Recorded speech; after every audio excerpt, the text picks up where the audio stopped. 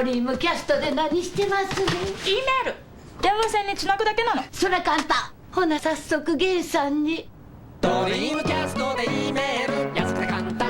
さあ読みなはれ。それでこんな Dreamcast.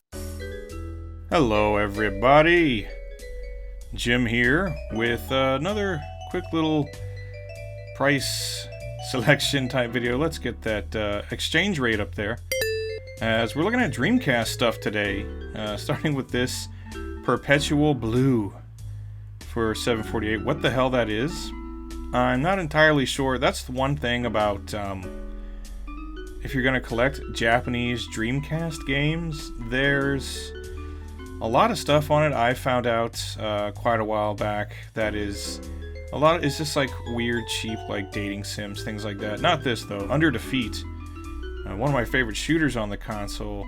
That goes for, you know, roughly between like 90 to $100. That's an amazing game. Although there is an HD re-release available now, so that's great. We have some more stuff here. All these lovely, lovely box sets, including some Sakura Taisen 3, Sakura Wars 3. There are, I believe, like 4 or 5 Sakura Wars games on the Dreamcast, not including like the puzzle game and some of the other kind of like little side games. Atelier Marie and is that Ellie or Eli? Whatever that says. Not terribly familiar with the Atelier games, but there you go. But yeah, lots of stuff like this. Love Hina. Lots of stuff like this on the Dreamcast that is just, yeah, the Dreamcast was being discontinued, so they were like, alright, publish whatever the hell you want, I guess. We got all these dating sims. But we got Mark of the Wolves here, 4818. That's okay, I guess. 2618, we have KOF 99 Evolution, which is great, but this, in my opinion, is the best of the KOF games on the Dreamcast. It's KOF Dream Match 99. And that's $17.38. That's a pretty good deal on that. Actually, it's the best of the bunch, and it's the cheapest, as we can see, 2000, 2001, and 2002.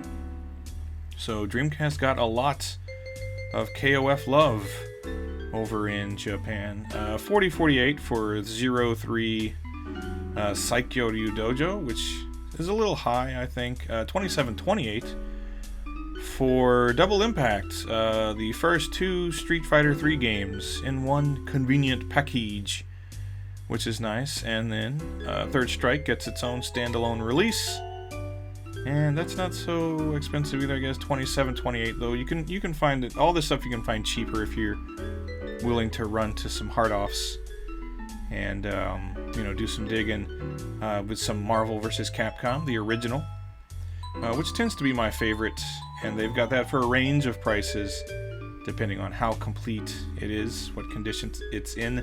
MVC2, still a great game, just has a kind of a shitty soundtrack for the most part. Not shitty, but I don't know, it can't really hold a candle to that first game. Here we're getting into some stuff, again, just random things for the Dreamcast that I'm not so familiar with. Again, like dating sims and some shogi or whatever the hell that was. I was at one point trying to get a complete Dreamcast collection, but then I gave up on that when I realized how much crap I had on it that I was never gonna play. So I got rid of that. El Dorado Gate by Capcom, some RPGs. I've actually never played those, but the artwork on the covers always looks nice. Egg for 1078. Egg, I believe. I don't think I've ever played Egg either, but it looks like a little kind of like mech action game. It looks pretty cool though. Yeah, I gave up any aspirations of having a complete Dreamcast collection. I was like, screw that. I'm just gonna get these games like this. You know, Capcom vs. SNK, $12.98. Good stuff. I figured I would just get the good games for the Dreamcast. That's kind of been my collector's mentality as of late. I'm like, how about I just get good games? That seems like a fair proposition. $32.78 for Capcom vs. SNK Pro, which is cool. That's a little steep though for what's almost the same game. And Capcom vs. SNK 2, $54.78. That's also kind of steep. Usually that's a much cheaper game. I guess that was a factory sealed copy because this one is half the price. 2838. But yeah, Capcom versus SNK 2, really common to find on the Dreamcast. And then Mark of the Wolves, and that's 4158, and it's a different cover as well. So we have variant covers for Mark of the Wolves. That's pretty cool. But yeah, most of the stuff like this, the Capcom and SNK Neo Geo type stuff, most of that is pretty easy to come by on the Dreamcast. Gundam Battle Online, not so sure how useful that is anymore. But there it is. But yeah, so my Dreamcast collecting got narrowed down to just good stuff. This game, Gangagan, which is a super budget title, 308 yen. So it's like $2 and something. It's rather inexpensive, or right around $3. 1738 for Guilty Gear X with the mini CD, which is good. That's a nice price on that. That's another game that's fairly common on the Dreamcast. Was a big seller at the time. And 1518 without the CD. So for under $15, you can get a complete copy of Guilty Gear X. 38 for Cool Borders Bird, which is a little bit rich for that. Cool Borders, not typically very expensive games to pick up. Some Grandia. Some of these RPGs you'll find are fairly inexpensive. That's one thing about collecting Japanese games in general. If you're into RPGs, and if you can at least, marginally like read Japanese, enough to where you can play through some RPGs, as we look at whatever the hell that is, Golem something. RPGs are super inexpensive.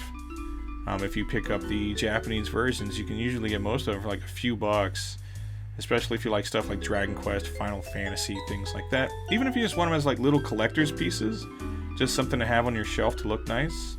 As we look at Samba de Amigo, complete for 1078. Yeah, even if you just want something that just looks nice on a shelf, like you want a boxed copy of like Chrono Trigger or Final Fantasy or something, still like super cheap, just buy them for like, $5-10, put them on the shelf. 1408 for Shenmue, with the Shenmue Jukebox CD, which you'll probably be hearing some of the music off of it here, because it's all the music from all the different little bars and places you can go into in Shenmue. But they have a bunch of them. I guess that's how it was most commonly sold. 2398 for Shenmue 2 with a couple of bonus discs. I think one of them actually being like a Virtua Fighter image gallery disc or something like that, so that's pretty cool. And then if you buy just a standalone copy, 858. Very inexpensive if you want to pick up Japanese copies of Shenmue. And even still really inexpensive if you want to pick them up with some bonus material. Sister Princess. That is an unfortunate name for a video game. Again, going back to there's a lot of weird shit on the Dreamcast in Japan. The Sonic 10th anniversary package of Sonic Adventure 2. So I guess there's some cool little bonus materials in there. A little Sonic token, it looks like. That's kind of cool. That's about $50 if you want to pick that up. Pretty cool for a Sonic fan. Nice little collector's piece. And ooh, Zombie Revenge 2508. That's another fun one. Good stuff. If you like a good, if I'm not mistaken, it's sort of a shooting beat 'em up mix. If I'm remembering that correctly, it's a third-person game. Fun, almost like a third-person House of the Dead. So that's good stuff. And what else we got here? Space Channel 5, 1738. Cannot go wrong with Space Channel 5. Fun game. Cool, fun characters. Soundtrack is great. Everything. Spawn in the Demon's Hand. Another game I really like a lot. We got this cool collector's edition. This probably comes with some bonus stuff, maybe soundtrack or something like that. That's 40 some odd bucks maybe. But I do like that. I do like Spawn in the Demon's Hand. All those cool characters. Just an arena, kind of battle royale game. D2, very different from the original D. Original D was almost like Myst. D2 is more of like a survival horror game in the same vein as like a Biohazard. Speaking of, 1078, and you get this cool Biohazard Code Veronica with a little sleeve on it. Biohazard 2 Value Plus. That's actually my favorite version of Biohazard 2, is the Dreamcast version. Very cool. Comes with all the fun stuff, Extreme Battle and all that good stuff. 2838 for Power Stone. Instant classic right there. Can never get enough Power Stone. Now, the one game I don't come across enough, though, when I'm looking for Dreamcast games. Puyo Puyon, fantastic game, is 18-Wheeler. I think right now I do not have a copy of 18-Wheeler in my collection, and don't ask me why. Well, you can ask me why. I don't care. But I really like 18-Wheeler. I think that's a great game. As we have some more good Capcom stuff here, we got Vampire Chronicle, 4628, and a little Moiro Justice Gakuen, aka Project Justice, for a range of prices. I'm a huge Rival Schools fan, so that's one that I have had in the collection for a very long time. We've got Last Blade, and we've got Gigawing. That's another one that I've had for a very long time. Love Gigawing. I actually prefer it over the sequel, which we have there. And then even some Ikaruga, which Ikaruga is fun. Definitely not my favorite shoot 'em up on the Dreamcast. You know, it's fun, but I don't know, the gimmick gets kind of annoying for me after a while. I'd much rather just play Gigawing or, yeah, Under Defeat or something like that. Choko Senki Kikayo, aka Tech Romancer. And that's another really fun one by Capcom. There's Bangai over there. And some Sonic Underpants, because why not? And a bunch of other Sonic stuff, whatever the hell. Anyway, this was just a quick look at some Dreamcast games. And that was fun. So hope you enjoyed. See you next time. Goodbye.